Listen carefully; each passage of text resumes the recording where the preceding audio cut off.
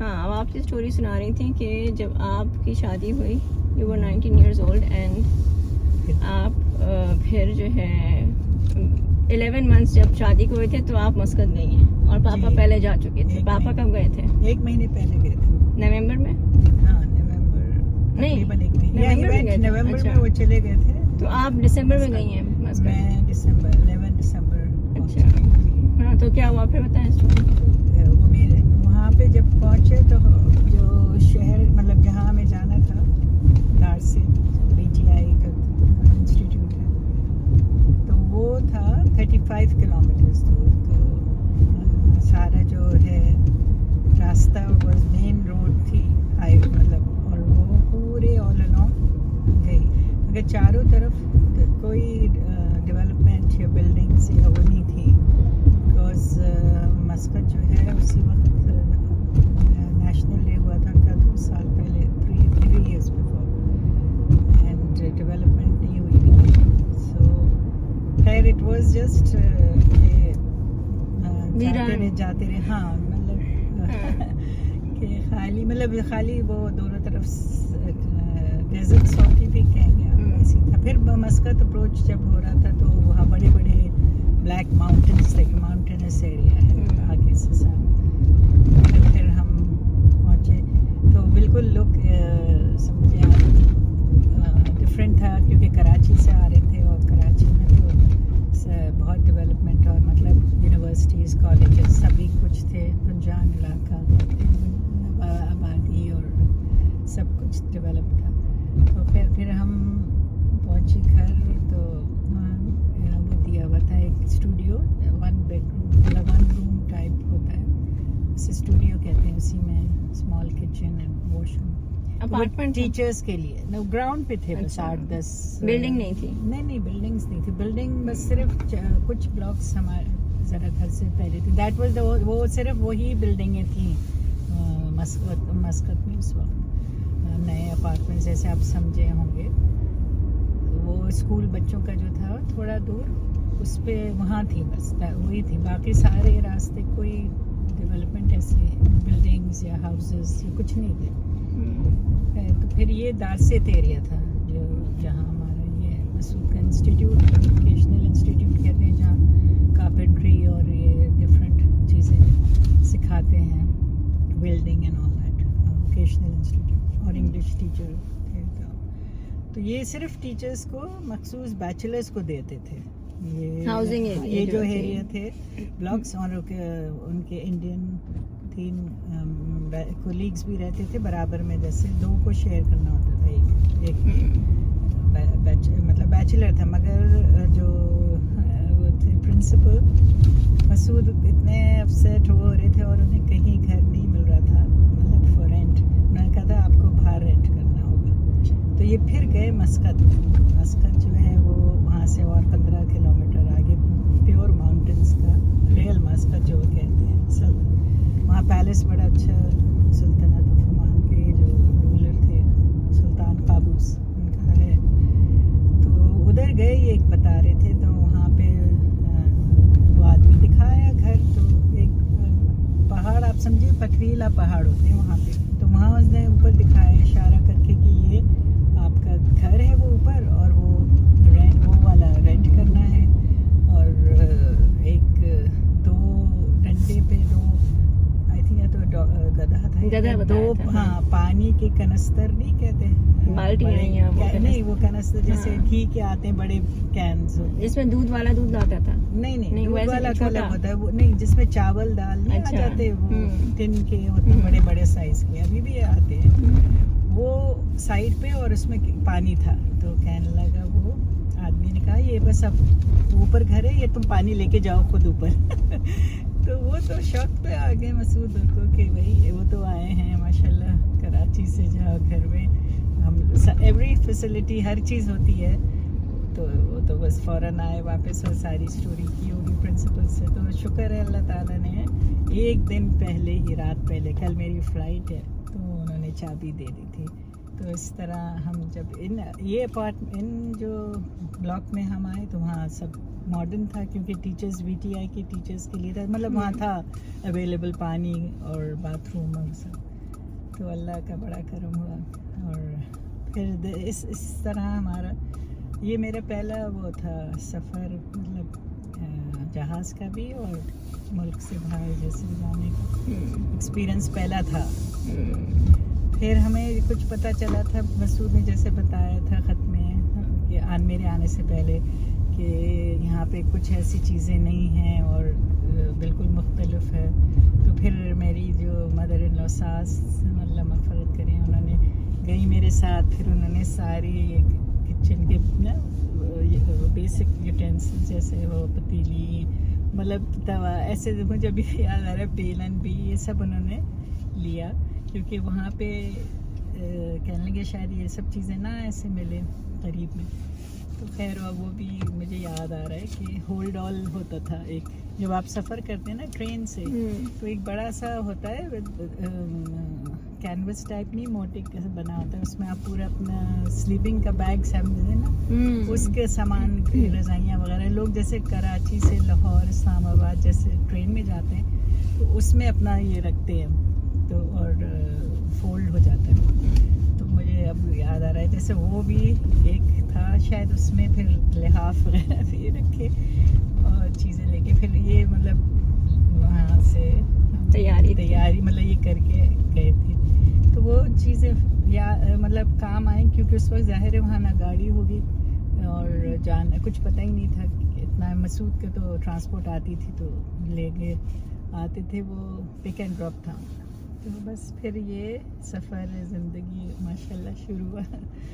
तो बहुत कुछ सीखा भी और अल्हम्दुलिल्लाह वहाँ पे जब गए तो बस फिर ये था कोई बराबर में उर्दू बोलने वाला नहीं था, इल्ला ये कि जो ये 2-3 टीचर्स बराबर में थे, वो काम पे गया अपने घरों के काम में रहते, और कोई ऐसी फैमिली या लेडी या नहीं थी।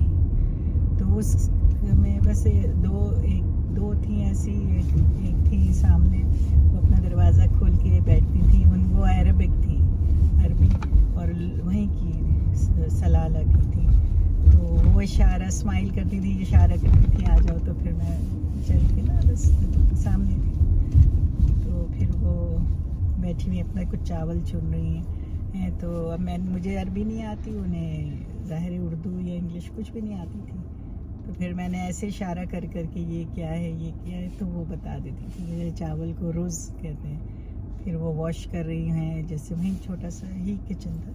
तो मैंने फिर पूछा तो उन्होंने कहा माई कहते हैं पानी को। तो ये ज़रा सा जहन में रखा, बस फिर मैं आ जाती थी, क्योंकि अगर दरवाज़ा खोला थोड़ी देर रखा और खोला तो वो भी खोल के रखती थी। तो मुझे था कि अच्छा रख सकते हैं खोल के, वरना हम लोग कहाँ मतलब अकेले बिल्कुल तो नहीं रखते सिक्योरिटी रीजंस। और एक और फैमिली थी, वो भी बच्चों वाली थी, वो अरबिक थी, तो वो बच्चे आ जाते थे। तो इस तरह सुबह में क्योंकि मैं ही होती थी और मसूद ही अच्छा था, आ जाते थे दोपहर में 1:30-2 बजे तक घर आ ही जाते थे। तो इतना नहीं था, अल्लाह का शुक्र है वो अच्छा वक्त गुजर गया। फिर हमने ज़रा चल के ही जाके ना थोड़ी देर देखा क्या है सुपर मार्केट वगैरह, थोड़ा आगे जाके तो एक मतरा कोल्ड स्टोर था। तो वो इस तरह का था जैसे आजकल बड़ा ग्रोसरी स्टोर उस लिहाज से। तो वहाँ पे फिर चीज़ें मतलब कैंड फूड और ये सब, जैसे आप स्पिनीज समझ लें या बड़ा सुपर मार्केट थोड़ी थी अच्छी। तो वहाँ से फिर देखते में, और फिर वापसी पे देखा तो हमारे घर से थोड़ा ही वॉक करके वो छोटे छोटे ना विला कह लें आप, 3 बेडरूम बैच शाबी।